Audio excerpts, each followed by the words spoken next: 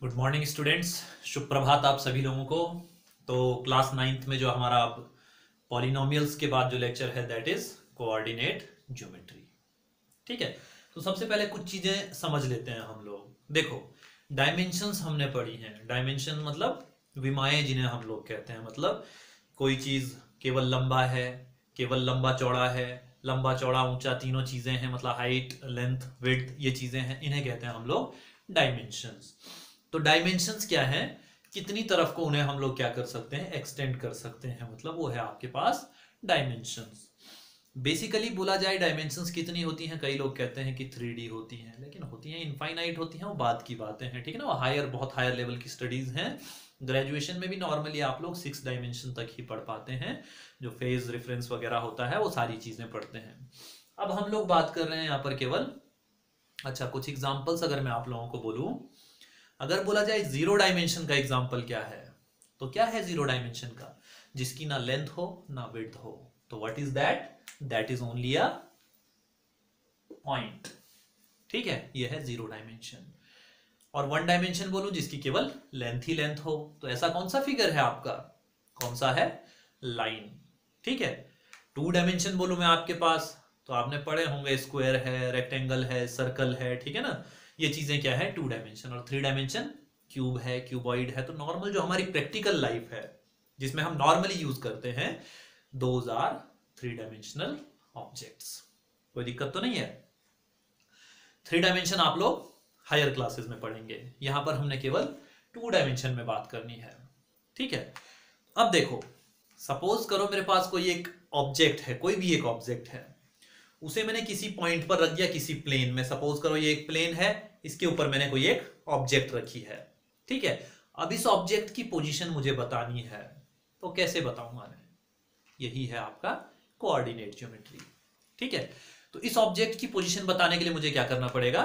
दो perpendicular lines. Perpendicular lines तो समझते हैं ना, वो लाइंस जो एक दूसरे को 90 डिग्री के एंगल पे ज्वाइन करती हैं, वो होती हैं आपकी परपेंडिकुलर लाइंस। तो दो परपेंडिकुलर लाइंस की मदद से हम क्या करते हैं, उस पॉइंट की या उस ऑब्जेक्ट की पोजीशन को बताते हैं। कोई दिक्कत तो नहीं है? चलिए, तो ये आपके पास कुछ एक, इसे कहते हैं हम लोग कार्टेशियन प्लेन। ठीक है ना, क्या कहते हैं? Cartesian plane. और एक होता है वेक्टर प्लेन, उसमें वेक्टर्स दिखाने होते हैं, तो वेक्टर्स अभी पढ़ने नहीं है, तो फिलहाल हम केवल कार्टेशियन की बात कर रहे हैं। कोई दिक्कत? अब देखिए, ये है हमारे पास, एक दिख रहा है, लाइन दिख रही है, एक लाइन। लाइन वन कौन सी है? X x dash. कोई दिक्कत तो नहीं है? क्या हमारे पास एक लाइन है हमारी, कौन सी? X x dash. और दूसरी है कौन सी? Y Y dash. कोई दिक्कत तो नहीं है? ठीक। जो लाइन एक्स एक्स डैश है, ये एक्स एक्स डैश, इसे हम लोग क्या कहते हैं? X axis. कोई दिक्कत तो नहीं है? हम बोलेंगे the line x axis, x x dash, या विच इज होरिजोंटल। ठीक है। The horizontal line in Cartesian plane is known as x axis. ये वाली हमारी क्या होगी? X axis. तो the horizontal line is x axis। x axis तो हो गई हमारी हॉरिजॉन्टल लाइन, तो y एक्सिस क्या होगी हमारी? Vertical line. कोई दिक्कत तो नहीं है? एक हॉरिजॉन्टल मतलब जो सीधी पड़ी हुई रेखा होती है ऐसी, और वर्टिकल जो खड़ी रेखा होती है। ठीक है ना, तो ये क्या हो गया? द वर्टिकल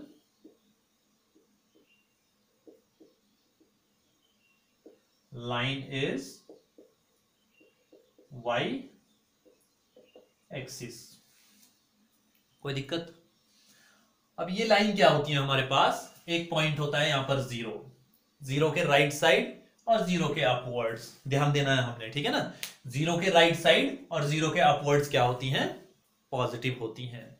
और जीरो के लेफ्ट साइड और जीरो के डाउनवर्ड्स क्या होती हैं? नेगेटिव होती हैं।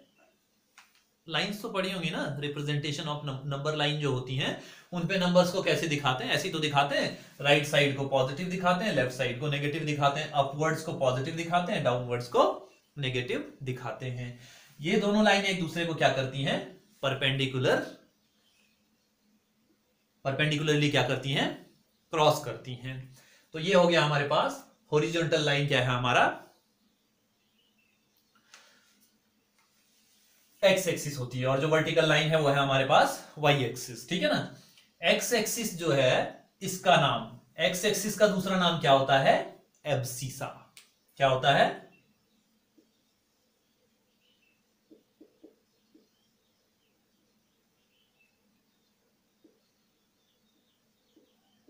एब्सिसा, ठीक है। एक्स एक्सिस जो है हमारा वो क्या है, एब्सिसा है। और वाई एक्सिस को क्या कहते हैं हम लोग, ऑर्डिनेट। क्या कहते हैं, ऑर्डिनेट। ध्यान रखना है, ऑर्डिनेट और कोऑर्डिनेट में कंफ्यूज नहीं होना है। तो ये हो गया हमारा एब्सिसा हॉरिजॉन्टल लाइन, ठीक है। ऑर्डिनेट क्या हो गया, वर्टिकल लाइन हो गई, कोई दिक्कत तो नहीं है। जहां पर एब्सिसा और ऑर्डिनेट आपस में क्रॉस करते हैं, यहां पर ये पॉइंट, इसको दिखा दो, बड़े ओ से दिखा दो, ठीक है ना, ओ से। इसे क्या कहते हैं, ओरिजिन। ओरिजिन कहते हैं, यानी ओरिजिन क्या हो गया, जहां पर एक्स एक्सिस और वाई एक्सिस आपस में मीट करते हैं। तो ओरिजिन क्या हो गया मेरे पास, origin that point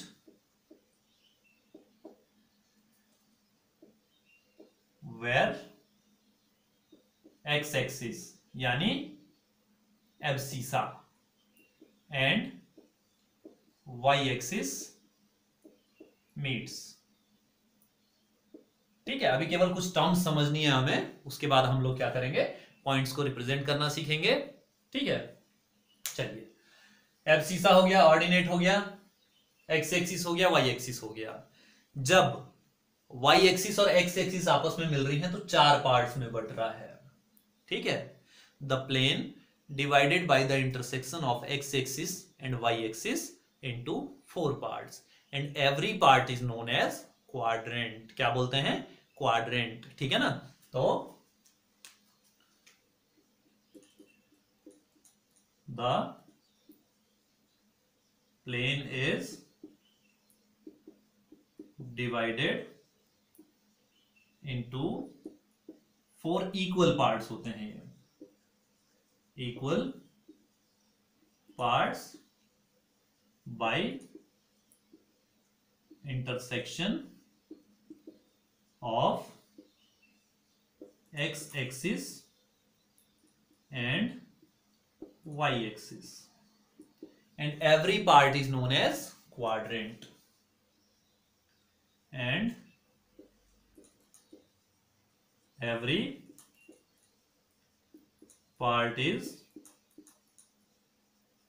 known as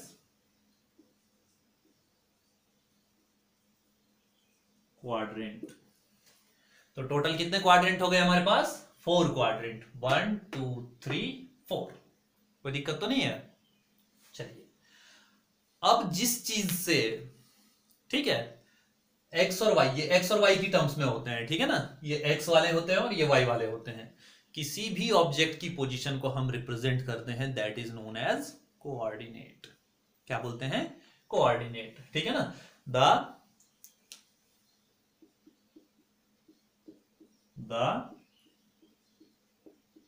position of any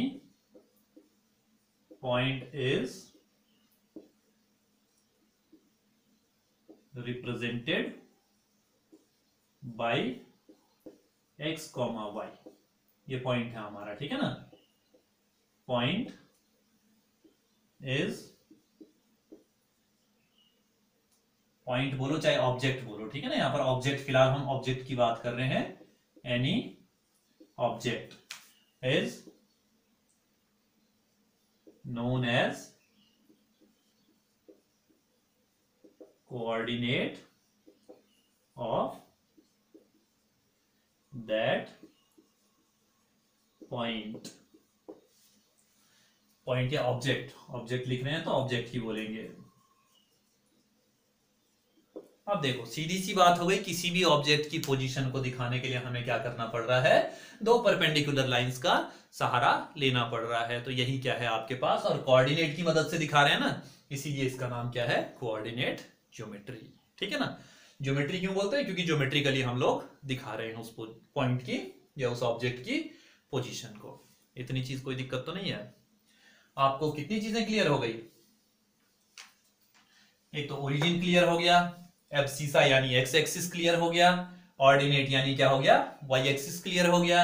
आपको ये पता हो गया कि क्वाड्रेंट वो 4 इक्वल पार्ट्स हैं जिन्हें क्या करते हैं, इनके इंटरसेक्शन से डिवाइड करते हैं। और क्या है, किसी भी पॉइंट की या ऑब्जेक्ट की पोजीशन को जिन पॉइंट से हम लोग दिखाते हैं, that is known as coordinate of that point. इतना क्लियर। चलिए अब बात करते हैं हम लोग क्या चीज, कुछ और रिप्रेजेंटेशन की। ठीक है ना, ये चीज तो मेरे हिसाब से क्लियर होगी, इसमें कोई दिक्कत होगी नहीं। ठीक है ना, चलिए होगी तो आप लोग कमेंट्स कर सकते हैं।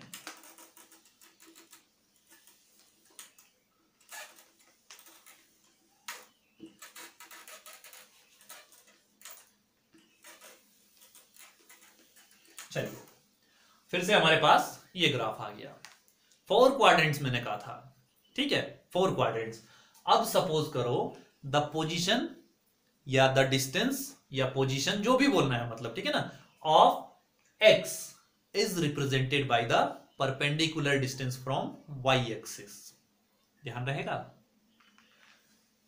क्या बोल रहा हूं मैं। सपोज करो ये कोई एक पॉइंट है एक्स, यहां पर है कोई एक, तो इसकी डिस्टेंस को क्या कहते हैं हम लोग, ये वाई एक्सिस से क्या है, परपेंडिकुलर डिस्टेंस है ये। तो मतलब position of X is perpendicular distance from Y axis. कोई दिक्कत तो नहीं है। जो एक्स का जो पॉइंट का हम दिखाते हैं वो क्या है, perpendicular distance from Y axis. तो क्या हो गया, position of coordinate of x is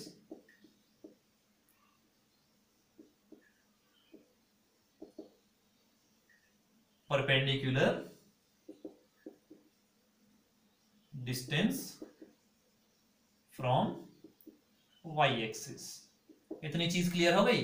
तो सिमिलरली क्या होगा, the position of coordinate of x is perpendicular distance from, sorry y is perpendicular distance from x axis.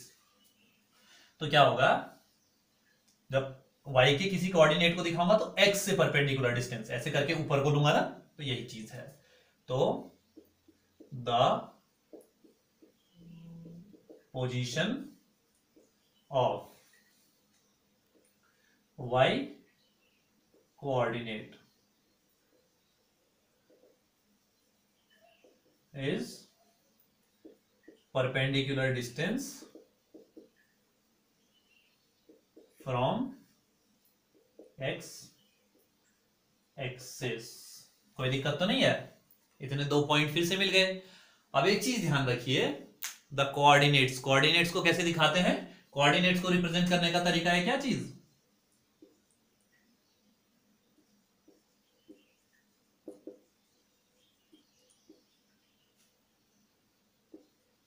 x, y।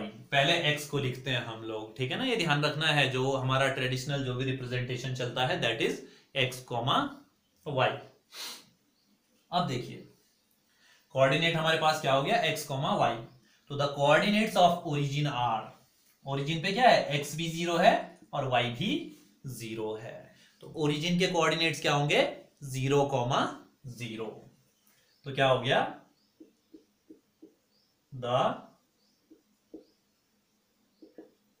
Coordinates of x, sorry origin की बात कर रहे हैं हम लोग, है ना, ओरिजिन आर 0, 0। कोई दिक्कत तो नहीं है, ये चीज समझ में आ रही है।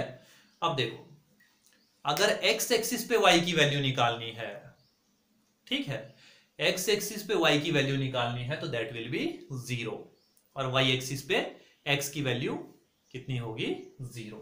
तो ध्यान रखना है, the value of y at x axis is 0 and the value of x, the value of x at y axis is 0। इतनी चीज हमारे पास क्या हो गया, कोऑर्डिनेट ज्योमेट्री का बेसिक हो गया। कोई दिक्कत तो नहीं है, इतनी चीज समझ में आ रही है। चलिए अब बात करते हैं क्वाड्रेंट्स की, बात करते हैं। ठीक है, ये चीज क्लियर होगा। कोऑर्डिनेट्स को कैसे दिखाते हैं, एब्सिसा क्या है, एक्स एक्सिस को बोलते हैं, ऑर्डिनेट क्या है, वाई एक्सिस को बोलते हैं, ओरिजिन क्या है 0,0 जहां पर दोनों लाइन आपस में इंटरसेक्ट कर रही हैं। कोई दिक्कत तो नहीं है। चलिए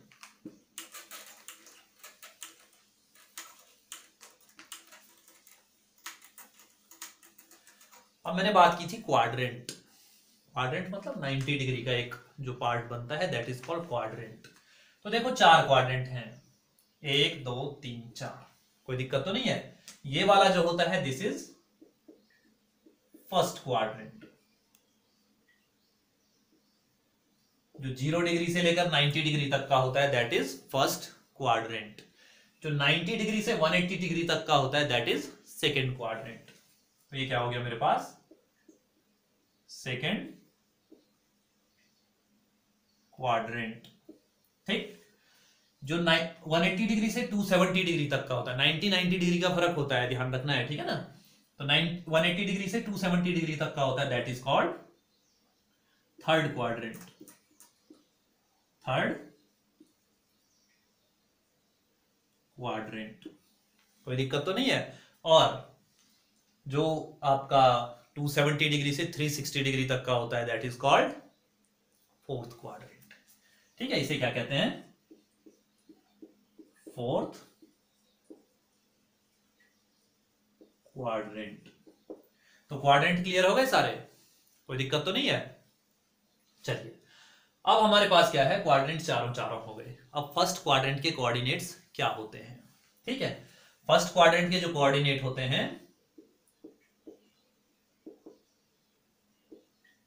इसमें क्या होता है, पॉजिटिव x होता है और पॉजिटिव y होता है।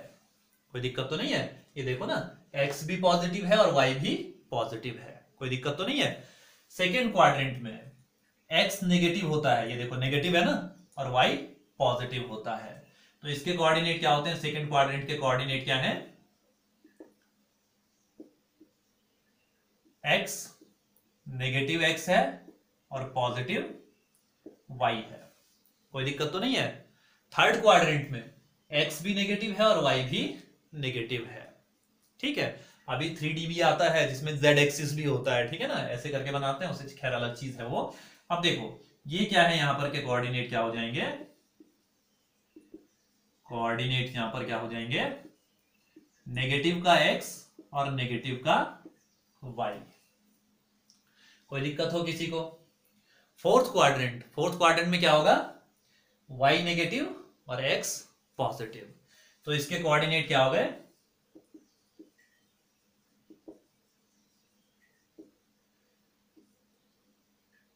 पॉजिटिव का x और नेगेटिव का y। तो क्वाड्रेंट का अगर मैं थोड़ा सा लिख दूं, यहां पर फर्स्ट में है मेरे पास x positive y positive, second में है मेरे पास x नेगेटिव और y पॉजिटिव, थर्ड में है मेरे पास नेगेटिव x नेगेटिव y, और फोर्थ क्वाड्रेंट में है मेरे पास पॉजिटिव x और नेगेटिव y। ये चीज है ना मेरे पास। तो क्वाड्रेंट क्लियर सारे। अब देखते हैं किसी पॉइंट की पोजीशन को अगर बताना है तो कैसे बताएंगे। चलिए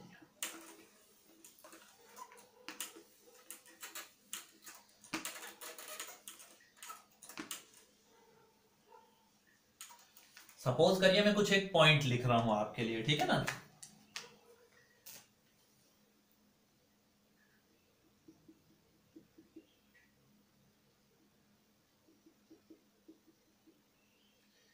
ये पॉइंट है मेरा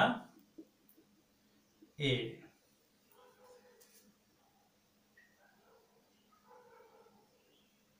ये पॉइंट है मेरा बी। सपोज करो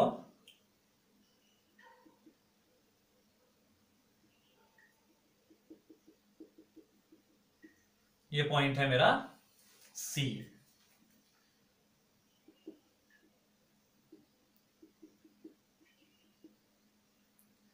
ये पॉइंट है मेरा डी।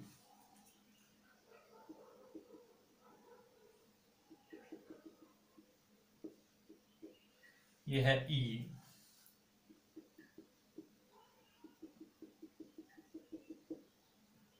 ये है एफ।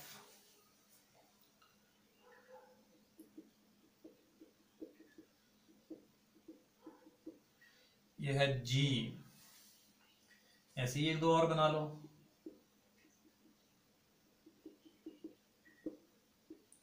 ये है एच और एक पॉइंट यहां से ले लिया मैंने, और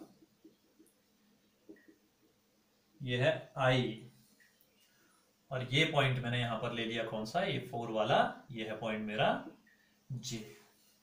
ठीक है, क्वेश्चन आपसे कहेगा find the coordinates of A B C D E F G H I J. तो ऐसे करके सबसे पहले लिख लो A B C D E F G H I J. A के कोऑर्डिनेट, बी के कोऑर्डिनेट, सी के coordinate, D E F G H I J. कोई दिक्कत तो नहीं है? ए पॉइंट कहां पर है मेरा, ये ए है। तो ए के लिए एक्स की वैल्यू कितनी है, एक्स एक्सिस पे देखेंगे ना, कौन से क्वाड्रेंट में है, पहले फर्स्ट क्वाड्रेंट में। क्वाड्रेंट कौन सा है, ये फर्स्ट है, ये सेकंड है, ये थर्ड है और ये फोर्थ है। ठीक है, ए सबसे पहले कौन से क्वाड्रेंट में है, फर्स्ट क्वाड्रेंट में है। तो फर्स्ट क्वाड्रेंट में एक्स भी पॉजिटिव होगा और वाई भी पॉजिटिव होगा। इसका मतलब एक्स की वैल्यू भी पॉजिटिव लिखूंगा और वाई की वैल्यू भी पॉजिटिव लिखूंगा। पहले किसे लिखना है, एक्स को लिखना है। तो एक्स कितना है, 7। तो एक्स कितना हो जाएगा 7, कॉमा वाई कितना है ए के लिए, इसके सामने आओ, जो ये लाइनें दिखी हैं ये देखो 3। तो 7,3 दोनों ही क्या है, पॉजिटिव हैं, क्योंकि फर्स्ट क्वाड्रेंट में है। बी की बात करते हैं। बी पॉइंट कहां पर दिख रहा है, बी दिख रहा है, ये रहा बी। बी कहां पर है, एक्स एक्सिस पे। तो एक्स एक्सिस पे वाई का कोऑर्डिनेट क्या होता है, 0। लेकिन कौन सी एक्सिस पे है ये, नेगेटिव एक्स एक्सिस पे। तो बी का जो कोऑर्डिनेट होगा -4, पहले एक्स की वैल्यू लिखते हैं ना, -4, 0। तो बी का जो कोऑर्डिनेट होगा -4, 0। बारी आती है सी की। सी फिर से कौन से क्वाड्रेंट में है, फर्स्ट क्वाड्रेंट में। फर्स्ट क्वाड्रेंट के पॉइंट x, y। तो इसका मतलब पहले x की वैल्यू लिखो, x कितना है 4 और y कितना है 6। तो कितना हो जाएगा सी का कोऑर्डिनेट 4, 6। बारी आती है अब किसकी, डी की। तो डी कहां पर है, ये रहा। डी कौन से क्वाड्रेंट में है, थर्ड क्वाड्रेंट में। थर्ड क्वाड्रेंट में क्या है, -x -y, मतलब x भी नेगेटिव होगा और y भी नेगेटिव होगा। तो पहले x की वैल्यू लिखते हैं ना, तो x कितना है -6 और y कितना है -3। तो पॉइंट कितने हो जाएंगे, -6, -3। कोई दिक्कत तो नहीं है? और डी तक हो गया। अब ई की बारी है। तो ई कहां दिख रहा है, ई ये रहा। ई कौन से क्वाड्रेंट में है, फोर्थ में। फोर्थ में क्या होता है, x positive y negative. Fourth में क्या है, x पॉजिटिव तो 5 और y नेगेटिव -5। यही तो होता है 5, -5। तो e के कोऑर्डिनेट कितने हो गए, 5, -5। कोई दिक्कत तो नहीं है? अब f की बारी आती है। f कहां पर दिख रहा है, f ये है। f कौन से क्वाड्रेंट में है, सेकेंड क्वाड्रेंट में। सेकेंड में -x पॉजिटिव y। तो -x मतलब -6 और +2। तो f कितना हो जाएगा, -6, 2। g जी की बारी आई। अब जी कौन से क्वाड्रेंट में है? फिर से सेकेंड क्वाड्रेंट में। सेकेंड में माइनस एक्स और पॉजिटिव वाई। माइनस एक्स यानी -1 और वाई 7, तो -1,7। कोई दिक्कत तो नहीं है। अब एच की बारी क्या है? एच कहां पर है? थर्ड क्वाड्रेंट में। थर्ड में क्या है? -x -y। थर्ड में यही तो है। तो -x यानी -7 और -y -6। एच कितना हो गया? -7, -6। बारी है आई की। आई कौन से क्वाड्रेंट में है? फोर्थ क्वाड्रेंट में। आई यही तो है, फोर्थ क्वाड्रेंट में। तो फोर्थ क्वाड्रेंट में क्या होता है? Positive x negative y। तो फोर्थ क्वाड्रेंट में कहां जाएंगे? +8 और -3। तो पॉइंट कितने हो जाएंगे? 8,3। आखिरी बचेगा जे। तो जे कहां है? ये दिख रहा है जे, ये कहां पर है? वाई एक्सिस पे है। वाई एक्सिस पे एक्स कितना होता है? 0 होता है। तो भाई जे पहला तो 0 हो जाएगा, और वाई की वैल्यू कितनी है? 4। तो 4 क्या हो गया? इसके कोऑर्डिनेट्स हो गए। कोई दिक्कत तो नहीं है? मे बी मेरे हिसाब से इसमें आप लोगों को कोई समस्या नहीं होनी चाहिए। तो कर सकते हैं किसी भी पॉइंट को, मतलब कार्टेशियन प्लेन पे कैसे रिप्रेजेंट करना है, उसके कोऑर्डिनेट्स कैसे लिखने हैं। पहले x की वैल्यू लिखनी है, आइदर इट इज पॉजिटिव और negative. After that we can write the value of y। So the points are in the form of x, y। ठीक है ना? ये ध्यान रहेगा सबको। इतनी चीज हो गई हमारे पास। तो ये क्या हो गया? कोऑर्डिनेट ज्योमेट्री का बेसिक। तो जो 9th क्लास में बेसिक है वो इतना है, ठीक है ना? एडवांस्ड जो बताऊंगा मैं आप लोगों को, क्या करूंगा, वो एक लेक्चर नेक्स्ट रखूंगा आप लोगों के लिए एडवांस्ड का। ठीक? तो बेसिक कोऑर्डिनेट ज्योमेट्री आप ऐसे कर सकते हैं। अब सपोज करो क्वेश्चन कैसे बोलता है, ये सारे अगर थोड़ी देर के लिए इन्हें हटा दो, जो जो मैंने लिखे थे सबको हटा दो। तो ये एक्स्ट्रा लिखे हैं।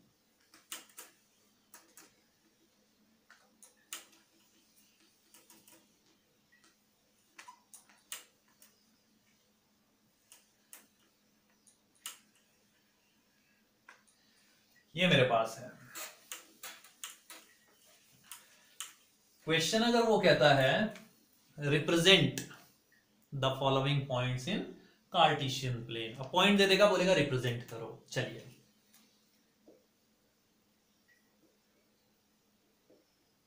Represent the following points A 1, 2, B 3, 6, C 4, -9, D -2, 6, E -7, -3, F क्या हो जाएगा? और कुछ भी ले लो, 3, 0, और G ले लो 0, 7। ये कुछ पॉइंट है मेरे पास, दे रखे हैं। इन पॉइंट को रिप्रेजेंट करो इसमें। सबसे पहले A 1, 2। A पहले x के सामने जाओ, 1, 2। तो ये वाला पॉइंट है, तो इसको डॉट डॉट ऐसे, और इसे नाम दे दो A।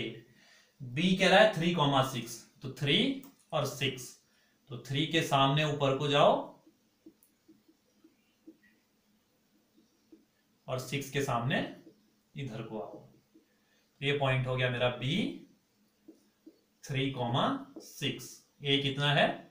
1, 2। कोई दिक्कत तो नहीं है? अब हमें क्वाड्रेंट देखने की जरूरत नहीं होती है, केवल सिंबल देखते हैं हम लोग, ऑटोमेटिक क्वाड्रेंट में रिप्रेजेंट हो जाता है। C कह रहा है 4, -9। C कितना है? 4, -9। 4 पहले x को देखेंगे, और -9 ज्यादा बड़ा हो गया, तो -6 डाल देता हूं इसे थोड़ी देर के लिए, ठीक है ना? 4, -6, क्योंकि -9 मेरे पास यहां है नहीं बनाया हुआ। -9 बनाएंगे तो नीचे बनाएंगे, ठीक है ना? और तो 4, -6, तो 4 से नीचे बढ़ो और -6 तक जाओ, ये -6। तो ये पॉइंट है C, और इसकी वैल्यू है 4, -6। कोई दिक्कत तो नहीं है? ऐसे ही बोलेगा D -2, 6, -2 इस साइड को है, 6 पॉजिटिव, तो यानी -2 से बढ़ो ऊपर की तरफ को, और कहां तक जाना है, 6 तक जाना है। तो ये कितना हो गया, d है -2, 6। कोई दिक्कत है।